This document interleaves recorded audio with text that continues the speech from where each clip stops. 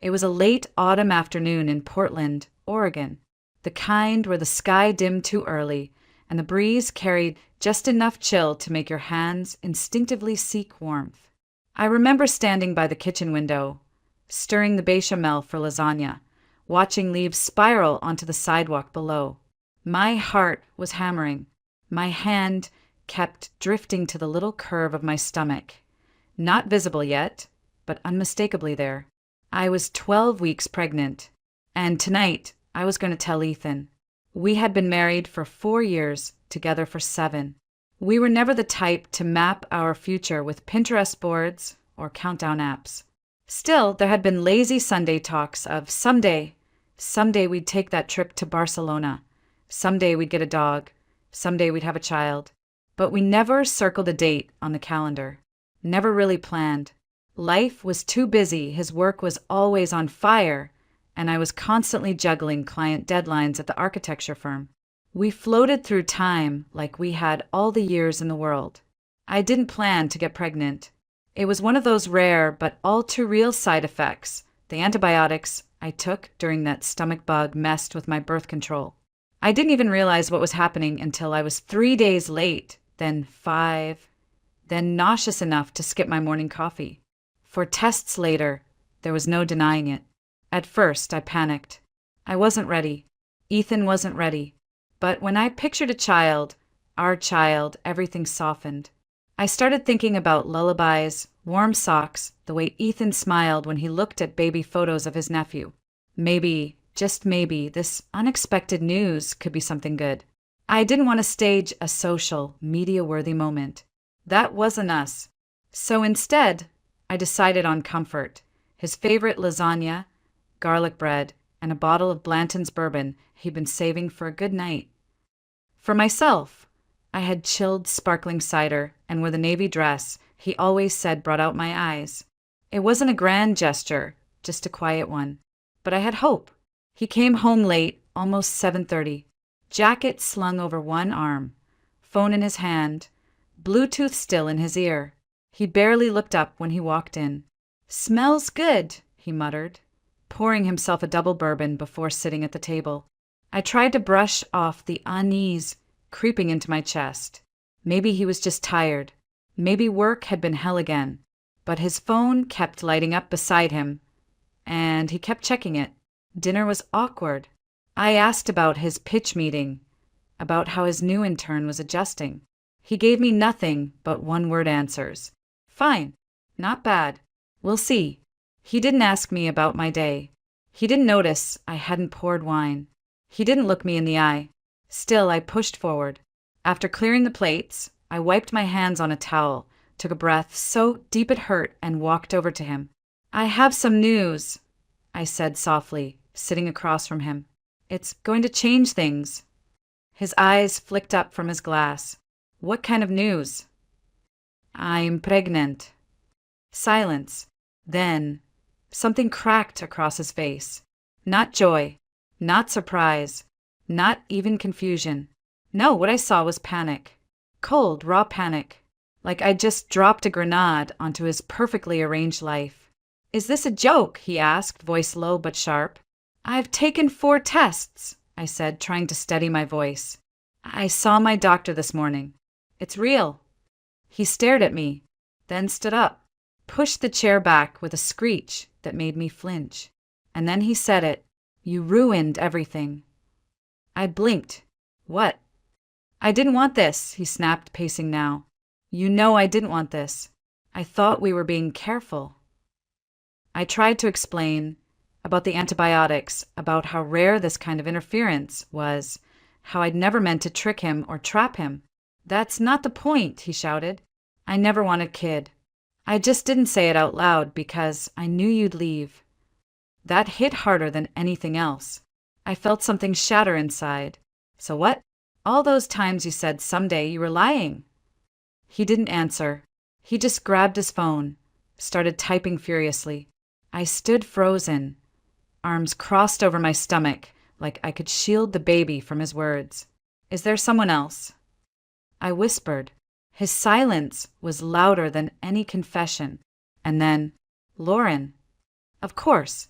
Layuran Kimu, the junior creative at his agency, the one he kept calling a fresh spark. I always thought he just admired her work. My knees buckled slightly, but I didn't sit down. I needed to stay standing, just to remind myself I was still here. Within 10 minutes, Ethan was packing. Not just a gym bag, an actual suitcase. Socks. Dress shirts. His toothbrush. I followed him down the hall, numb. "You're leaving?" I asked. "Now." He zipped the case. "I'm going to Lauren's. Just for now. I need space. You're abandoning me tonight after this?" He didn't even flinch. "I'm not ready to be a father. I never will be." And then just like that, he left. The door closed. The bourbon glass still sat half full on the table. The lasagna went cold. And I stood alone in our apartment, pregnant, heart splintered, staring at the life I thought I had, collapsing in real time. I didn't cry until I heard the elevator ding and realized he was really gone. I didn't sleep that night. I lay on the couch, curled in the blanket we used to share during movie marathons, staring at the shadow of our ceiling fan spinning above me. The silence was deafening. Ethan had always left his dress shoes near the door. They were gone. His cologne still lingered faintly in the hallway, like a cruel reminder that he'd been there and chosen to leave. Around 2 a.m., I called Nina. I didn't even mean to. I must have hit her name by muscle memory. When she picked up, I couldn't speak. She just listened to me sob for almost a minute straight before saying, "I'm on my way." By 2:30, she was knocking on my door in sweatpants and an oversized hoodie, clutching a bag of snacks, a hot water bottle, and a look that could have burned Ethan alive if he dared show his face. She didn't ask questions right away, just pulled me into a hug so tight it broke what little composure I had left. We sat on the couch, me wrapped in a blanket, Nina quietly slicing apples in the kitchen like it was the most normal thing in the world. When I finally told her everything, that I was pregnant, that Ethan had been cheating, that he left that same night, she didn't gasp or curse. She just stared at me and said, "Then we figure this out. You and me. You're not alone." That line, it was the first thing that made me cry for a reason other than pain. The next morning, I woke up on the couch, puffy-eyed and aching all over. Nina had taken the armchair, a half-empty cup of chamomile tea beside her. For a second, I let myself believe it had all been a bad dream. Then the wave of nausea hit, swift and cruel, anchoring me to reality. I sat in the bathroom, face pale, heart pounding. I looked down at my stomach, not yet showing but impossibly real. I whispered, "It's just us now, little one." And something about saying it out loud shifted the weight. I wasn't ready. I didn't know how. But this child was mine, and I wasn't going anywhere. I made an appointment with my OB/GYN that afternoon. When I told the receptionist I was newly pregnant and had just been left by my husband, she paused for a beat before gently saying, "We'll take good care of you, honey." The clinic smelled like lavender and sanitizer. I sat in the waiting room surrounded by glowing women, many with partners rubbing their backs or scrolling on phones beside them. I folded my hands over my stomach and tried not to feel like the odd one out. Then they called my name. The ultrasound room was quiet except for the soft hum of machines. The technician, a woman named Carla with warm eyes and pink scrubs, dimmed the lights and pressed the wand to my stomach. A minute passed, then came the sound. That unmistakable, fluttery rush. "That's the heartbeat," she whispered. "Strong and steady." I cried. Not the dramatic, shaking kind, but the quiet, overwhelming kind that comes from your chest splitting open and your soul realizing something new has begun. That sound wasn't just proof of life. It was the beginning of mine, too. They printed the image, just a little speck shaped like a comma, but to me it looked like everything. I slipped it into my bag like a secret and walked out into the cold afternoon wind with my coat zipped high and my future still spinning in pieces, but not completely shattered. Back at home, I texted Ethan. "Me. I had my first appointment today. The baby's healthy." The message showed delivered. No reply. I sent another. Me.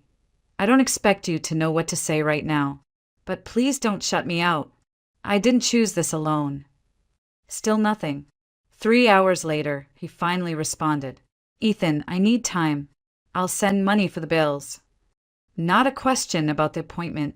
Not a mention of the baby. Just logistics, like this was a transaction he couldn't wait to end. I didn't reply. What was there to say?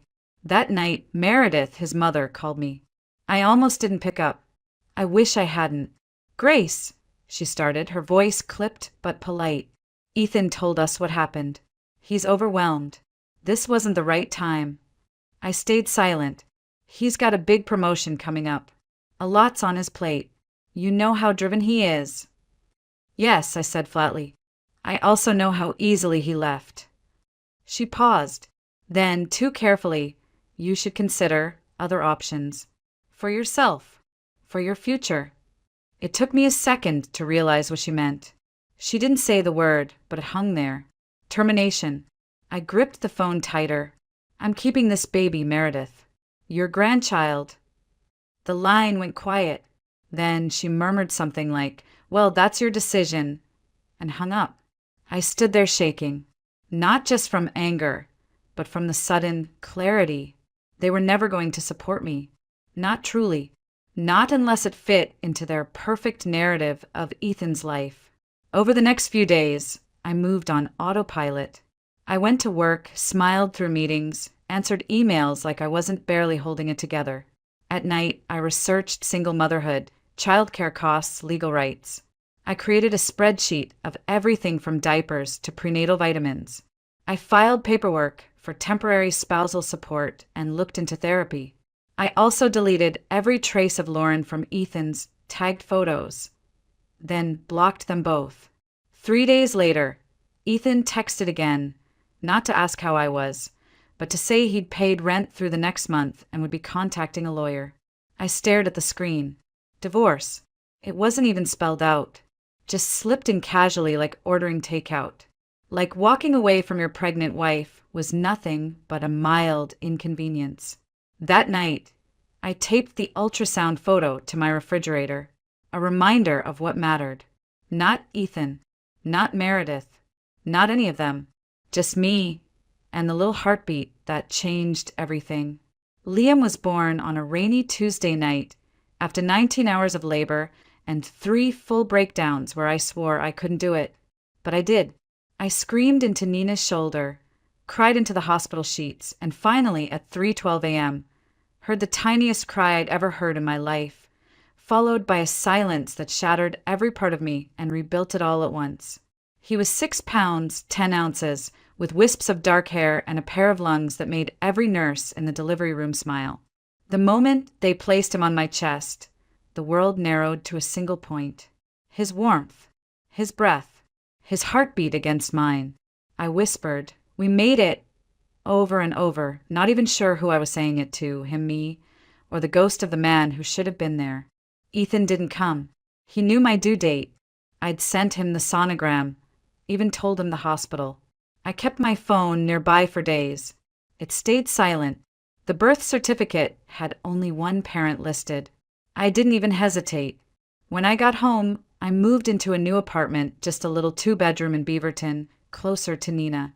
The rent was too high, the walls too thin, and the heating unpredictable, but it was ours.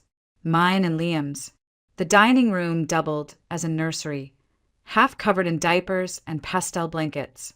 My living room became a sea of burp cloths and pacifiers. It was chaos and it was home. The first few weeks were brutal. I'd expected the sleepless nights, but not the relentless doubt.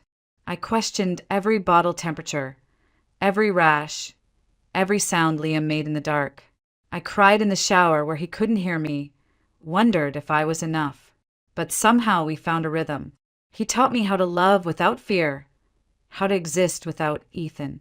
I sent Ethan a photo of Liam the night we came home from the hospital. A simple message, he's here. He's healthy. No response. A week later, I uploaded pictures to a shared album I'd created months ago labeled for Dad. I don't know if he ever opened it. I doubt it. 3 weeks after Liam was born, Meredith texted me. Would love to see our grandson. No epaledi. No acknowledgement of what they'd said to me before. The suggestion, the dismissal, the erasure. Just flowers, expensive ones, with a card sign from Grandma and Grandpa. I placed them in the trash without opening the envelope. Still, I agreed to a visit. They arrived stiff and smiling, dressed like they were attending a corporate event. Meredith immediately pointed out how Liam had Ethan's ears. Paul took photos like he was documenting a product launch. They brought designer baby clothes and mentioned a potential college fund. They never asked how I was doing. They never mentioned Ethan. When Meredith brought up taking him for the weekend soon, I didn't even let her finish the sentence. No, I said, gently but firmly. He stays with me. She narrowed her eyes. You're punishing us for Ethan's choices. No, I replied, picking Liam up. I'm protecting my son from people who didn't want him to exist. The conversation ended there. Over the next few months, I stopped hoping Ethan would show up. Hope was too heavy to carry. The divorce papers arrived when Liam was 3 months old. Ethan didn't contest anything, didn't even ask for shared custody. His lawyer emailed mine a one-line summary. Mr. Holloway waives custodial rights at this time. It was so sterile, so detached, it almost felt like a business transaction, as if I were returning a rental. The judge ordered child support based on his income at the time. That was the only thing he showed up for. His accountant handled the rest. I started working part-time when Liam was 10 weeks old. Nina watched him twice a week. Daycare was out of reach, more than my rent. I juggled spreadsheets with one hand while bouncing Liam with the other. My boss, thankfully, was human. Anastasia let me work remote when I needed to, and even dropped off soup during a week when both Liam and I had the flu. Ethan's payments started coming in late, then skipped entirely. 1 month. I texted him 3 times to remind him. No reply, but I saw a photo of him and Lauren on a rooftop bar in San Francisco that same weekend. Tanned, smiling, carefree. That's when I blocked them both. Julie threw me a belated baby shower at her place when Liam was 4 months old. It wasn't fancy, just some friends, a homemade cake, and a banner that said, "You're already doing great." I didn't cry until they lit a single candle and sang for Liam like he'd already conquered the world just by being here. That night, I realized something. I wasn't waiting for Ethan anymore. Not for an apology. Not for closure. Not even for money. I had what I needed. Liam. A roof over our heads. And people who showed up, even when they didn't have to. I wasn't thriving yet, but I was surviving. And that was more than enough for now. Liam turned 5 last month. 5. It still catches me off guard sometimes, how fast time moved after Ethan left, how slow it felt in the beginning, and how somehow here we were. He's bright and kind and endlessly curious. He knows all the planets in order and has strong opinions about which dinosaurs were cooler than others. Every night before bed, he insists on one space fact and one hug extra tight. His laugh is my favorite sound in the world. And still, he has no idea who Ethan is. Not really. Last week, I took the morning off to walk Liam into his first day of kindergarten. He held my hand with such confidence, his Spider-Man backpack bouncing with each step, already scanning the schoolyard for friends. We said our goodbyes with only minor tears from me, not him. As I walked back toward the parking lot, I saw a familiar figure standing beside a black sedan, arms crossed. It was Leroy, Ethan's college roommate, one of the last people I expected to see at a school drop-off. He recognized me instantly. "Grace," he said, surprised. "Hey." I froze, then forced a polite smile. "Leroy, wow, it's been years." We chatted awkwardly and he asked about Liam, how old he was now. Then he dropped the bomb like it was nothing. "By the way, I don't know if you heard. Ethan and Lauren broke up." I blinked. "No, I didn't." "Yeah, happened a few months ago. She wanted kids. He didn't." He gave me a pointed look. Of course. Of course she did. He went on. Told me Ethan had been laid off after his company downsized. That he was bouncing between freelance gigs and crashing on couches. Lauren kept the apartment. Ethan moved back in with his parents. I stared at my coffee as Leroy talked, feeling nothing. Not joy, not rage, just a strange sort of emptiness. Like hearing news about a character from a show I stopped watching seasons ago. That night, I looked around our home. The townhouse I'd bought the year before, with Liam's handprints painted in the hallway and a tomato garden that stubbornly refused to grow. It wasn't perfect, but it was mine. Our mornings were chaotic, but full of routine. 5:30 a.m. wake-ups, daycare drop-offs, school lunches, bedtime stories. My job at the architecture firm had stabilized. Anastasia promoted me to senior project manager. The raise helped me cover a better school district for Liam. I was tired, always tired, but never empty. That same month, something else had begun to change. There was a man. His name was Caleb Brennan. He had a daughter, Emma, in Liam's class. We met at the school's fall carnival, both laughing as we chased our kids through the inflatable obstacle course. He wore a terrible dad joke t-shirt that said, "I'm not arguing, I'm just explaining why I'm right." He made Liam laugh. He made me feel seen. Not for what I'd survived, but for who I was now. It started with playdates, then texts about forgotten school forms, then dinners, casual at first, after soccer practice, until one night, after Liam and Emma had fallen asleep on the couch, we stayed up talking until nearly 2 a.m. About grief, about raising kids alone, about showing up when it's hard. Caleb's wife died of cancer when Emma was a baby. He kept photos of her in the house, told AITA Stories. He didn't try to erase the past. He carried it gently. That was what drew me in. The quiet strength, the tenderness. When he fixed Liam's wobbly bike seat without being asked, I almost cried. 6 months in, we had the talk. Not dramatic, just two adults sitting on a porch after bedtime, admitting we wanted to see where this could go. He didn't try to replace anyone. He simply loved us as we were, and that was everything. Then, Ethan came back. It happened on a Saturday morning. Pancake day. Liam had syrup on his cheeks, and we were all headed to his soccer game, Caleb helping tie his cleats. We took our usual spot on the sideline. Nina was late, as always, and just as the game started, Caleb nudged me. "Do you know that guy?" I looked up. It took a second to recognize him. Ethan, standing across the field, alone, arms crossed, watching. For a moment, I couldn't breathe. At halftime, Liam came running over for water, laughing about a near goal. That's when Ethan started walking toward us. Liam looked up, confused. "Who's that?" Before I could answer, Ethan was there.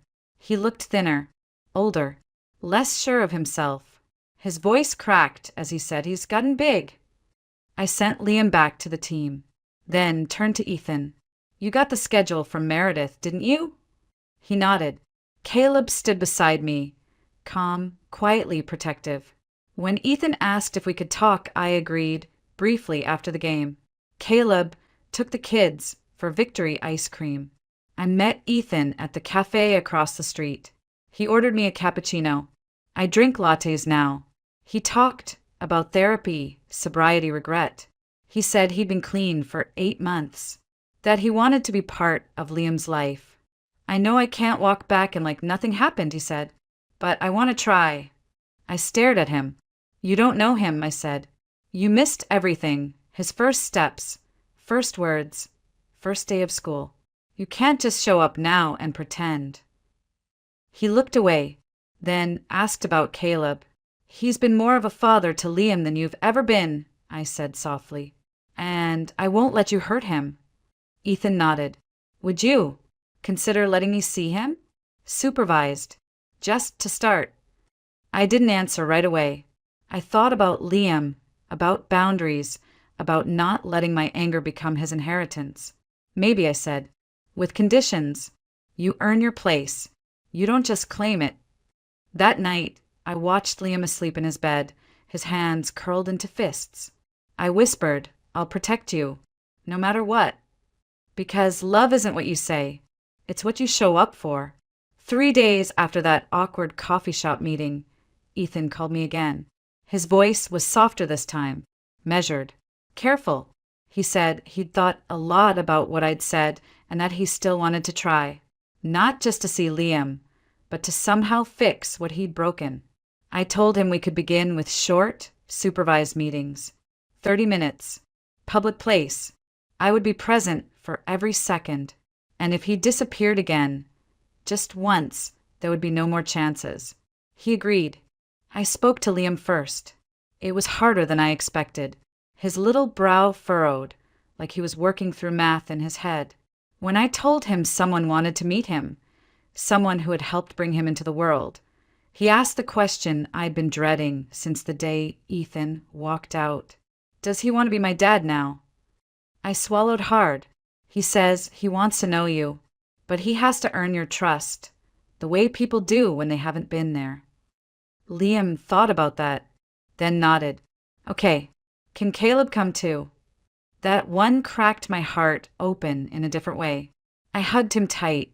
The first meeting took place at the park near our house. Ethan showed up early, holding a boxed Lego soccer set under one arm. He looked nervous, out of place. Liam clutched my hand the whole walk from the car to the bench where Ethan waited. Hi, Ethan said. Hi, Liam replied, barely louder than a whisper. They sat on the grass and opened the box. I watched from a nearby bench as they built goals and tiny plastic players together. Ethan asked questions, listened when Liam talked about his favorite team. There was a moment, just one, where Liam laughed at something Ethan said. It was small, brief, but I saw it. We did 3 more meetings like that over the next 2 weeks. Then Ethan pushed, asked if he could take Liam to a movie alone. No, I said instantly. 3 weeks versus 5 years? Not happening. He didn't argue, just nodded slowly and said, okay, maybe we could all go together. I didn't say yes. I didn't say no. And then he showed up at our house, unannounced, with Meredith and Paul in tow. They stood on my porch like a scene from a bad family drama, Meredith launching into some scripted monologue about moving forward as a family, while Paul handed Liam a wrapped gift and Ethan hovered behind them, eyes full of guilt. I stepped outside and closed the door behind me. Not like this, I said. You don't just show up and act like you didn't vanish. Ethan pulled me aside while his parents waited in uncomfortable silence. And then, like a plot twist from a story I didn't ask to live, he said it. I still love you, Grace. I never stopped. I laughed, not out of humor, but disbelief. You walked out on me while I was pregnant. You ghosted your son for 5 years. You love a memory, Ethan, not the woman standing here. But we could try, he said, for Liam's sake, to be a real family. No, y replía, because a real family doesn't abandon each other. Caleb has been more of a father than you ever tried to be. And I don't need a man who only comes back when everything else falls apart. He left that day with his shoulders hunched and eyes full of things I no longer recognized. Meredith texted twice that week. I didn't answer. The following day, I met Caleb on our back porch. I told him everything. I knew this might happen, he said, voice steady. But I need to ask, are you still his? I shook my head before he even finished the sentence. You're the one who stayed. You're the one who built something with us. He pulled me close. Then that's all I need to know. Weeks passed. Ethan hasn't called again. I set clear boundaries through my lawyer. Supervised visits only, my approval required for any changes. Meredith sent another birthday card. It stayed sealed. Liam, meanwhile, is thriving. He started reading chapter books and decided he wants to be an astronaut. He asked Caleb to help build a cardboard rocket in the garage, and Caleb said yes without hesitation. The other day, I caught them both sitting on the floor. Deep in a space book, Caleb pointing to constellations while Liam rested his head on his shoulder. Later that night, as I tucked Liam into bed, he whispered, "I like my family just how it is." I kissed his forehead. Me too. I don't know what the future holds. Maybe Ethan will drift back into silence. Maybe he won't. Maybe one day Liam will ask questions I can't answer, and I'll have to walk that bridge with him, step by difficult step. But I do know this. I am not the woman Ethan left. I am not the mother who begged for breadcrumbs of attention. I am not holding on to a life that never deserved me. I am standing in the home I built with my own hands, beside a man who chose us, raising a boy who is the very best part of me. Sometimes the family you build from ashes ends up stronger than the one that burned you down. And sometimes letting go is the most radical act of love you can offer yourself. So no, I don't want him back. Not even close.